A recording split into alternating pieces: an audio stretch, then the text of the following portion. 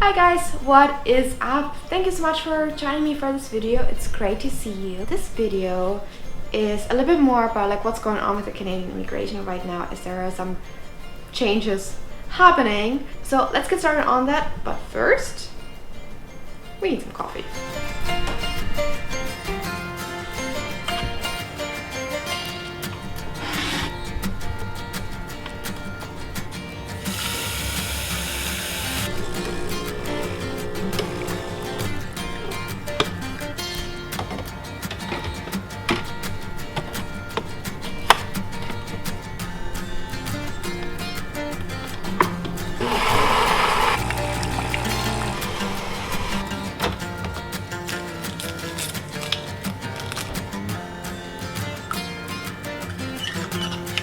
Alright, okay, let's do this.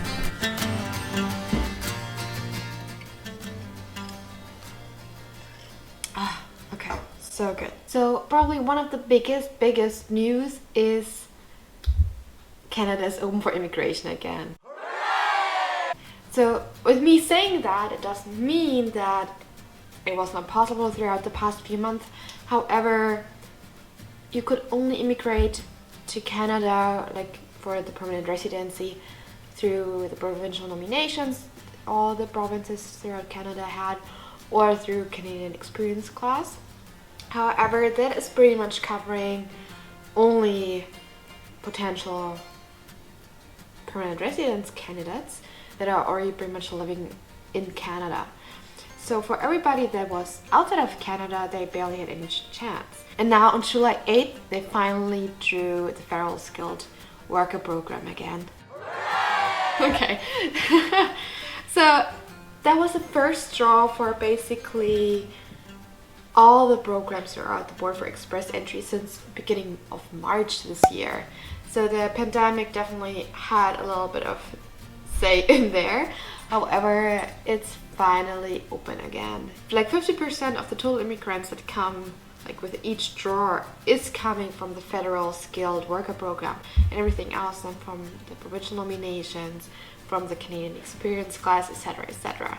So it is big news, and it unfortunately was also to expect that the CRS score cutoff is quite high.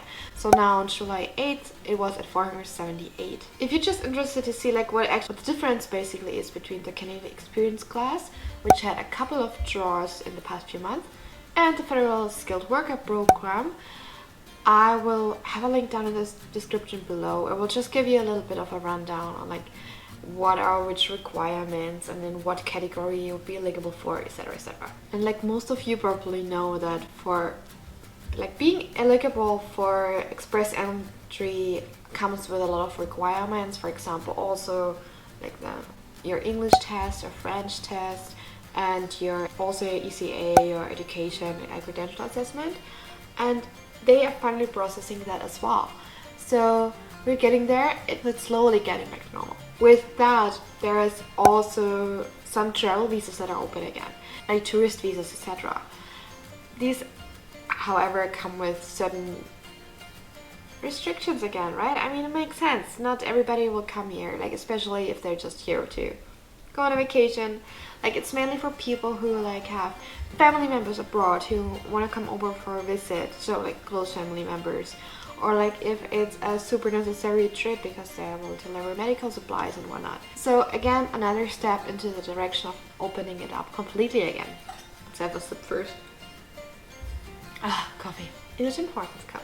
Now that the IRCC is continuing to work through all their applications, they also extended the time frame for temporary residents to submit the restoration of their status of application. So usually previously you always had 90 days to renew your status if you're a temporary resident here in Canada.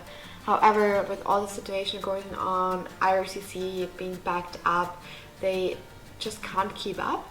They extended the time frame from 90 days to go through all the process for all temporary residents to December 31st, 2020. If your temporary visa expired after January of 2020, then you have all the way to December 31st, 2020 to complete your application of restoration.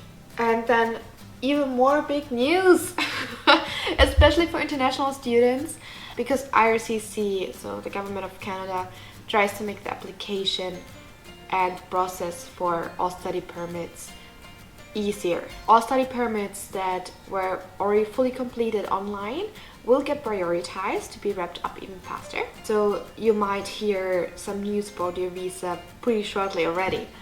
And then for everybody else who basically wants to start the course in fall and wants to do that still abroad or online or whatever, they implementing now a new 2-step process for that. Again, I will have a link down below, so it will just be easier for you to read into the specifics. Otherwise, this video will become a 30-minute video because it will just get way too specific.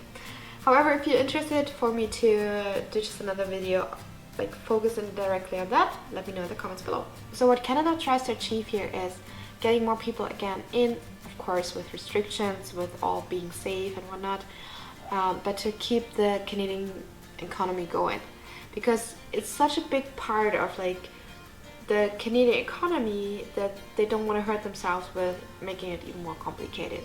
Because let's be realistic here, Canada knows that many people come to Canada to study only because they really want to immigrate to Canada. It was a lot of talking. So yeah, let's celebrate these fantastic news for July 2020 when it comes to immigration to Canada. And of course, I will keep you guys updated and posted as soon as there are more updates coming or some developments, so you will always know what's happening.